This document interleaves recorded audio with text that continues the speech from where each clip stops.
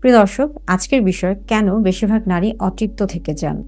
আজকের ভিডিওর মাধ্যমে জানবেন কেন এমনটা হয়ে থাকে। ভিডিও শেষে জানবেন এই ক্ষেত্রে করণীয় কি। শেষ পর্যন্ত সাথেই থাকুন, কারণ এই বিষয়টি শুধু সম্পর্কের ক্ষেত্রে না, বরং মানসিক স্বাস্থ্য এবং পারিবারিক শান্তির সাথে সম্পৃক্ত। হ্যালো ভিউয়ার্স, আসসালামু আলাইকুম। আমি ডক্টর নুসরাত জাহান দৃষ্টি, কাজ করছি sexual health educator, clinical councillor এবং ক্লিনিক্যাল সোশ্যাল ওয়ার্কার হিসেবে। নারীর ক্ষেত্রে দেখা যায় কেন অতৃপ্তি থেকে যায়। বেশিরভাগ ক্ষেত্রে দেখা যাচ্ছে যে নারীরা অনেক ধরনের মানসিক চাপে থাকেন।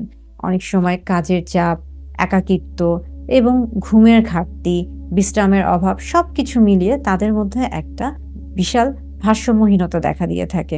আবার এই ক্ষেত্রে দেখা যায় যে অনেক সময় হরমোনের ভারসাম্যহীনতা হয়ে থাকে, যেমন কর্টিসল হরমোন বেড়ে যায়, সেক্স হরমোন কমে যায় এবং সবকিছু মিলে একটা চাপ তৈরি হয়ে থাকে।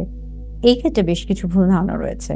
অনেকে মনে করে থাকেন এটা বয়সের সাথে সাথে হওয়া খুবই স্বাভাবিক বিষয়। এটা স্বাভাবিক বিষয় না। বরং যদি এটাকে খেয়াল করা না হয়ে থাকে তাহলে এটা পরবর্তীতে অনেক ধরনের সমস্যা করতে পারে। অনেকে মনে করে থাকেন নারীর ক্ষেত্রে তৃপ্ত অতৃপ্তর ব্যাপারটা কেন থাকবে? এটাও ভুল ধারণা। নারী এবং পুরুষ উভয়ের ক্ষেত্রেই তাদের শরীরের একটা যৌন চাহিদা রয়েছে এবং তাদের সেই চাহিদাটা নিজেদের সর্বোচ্চ তৃপ্তি দিয়ে মেটানোর অধিকার রয়েছে। অনেকে মনে করে থাকেন এটা আস্তে আস্তে ঠিক হয়ে যাবে, এই বিষয় নিয়ে কথা বলা ঠিক না।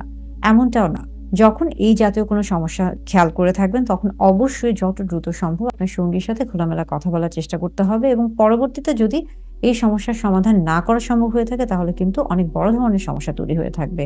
এই ক্ষেত্রে কি করা উচিত? এই ক্ষেত্রে অবশ্যই সঙ্গী দুজনকে, অর্থাৎ স্বামী স্ত্রী উভয়কে কোয়ালিটি টাইম স্পেন্ড করা উচিত, অর্থাৎ নিজেদের মতো করে সময় কাটানো উচিত। সপ্তাহে অন্তত একদিন নিজেদের মতো করে সময় কাটানো উচিত। পাশাপাশি নো মোবাইল কাপল টাইম, অর্থাৎ ডিজিটাল ডিভাইস থেকে অন্তত 30 মিনিট, মোবাইল ফোন থেকে শুরু করে সকল ধরনের ডিজিটাল ডিভাইস থেকে নিজেদেরকে একা রাখতে হবে। অর্থাৎ স্বামী স্ত্রী যেই জায়গাটায় থাকবে সেখানে অন্য কোনো ধরনের তৃতীয় কোনো ব্যক্তি বা বস্তু কোনো কিছুর আদান প্রদান থাকবে না।